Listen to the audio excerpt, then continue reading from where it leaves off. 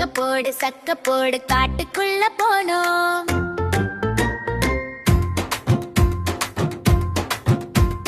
சிங்கக்குட்டி ஆட்டத்தை பார்த்து சிரிச்சுக்கிட்டே நின்னோம்.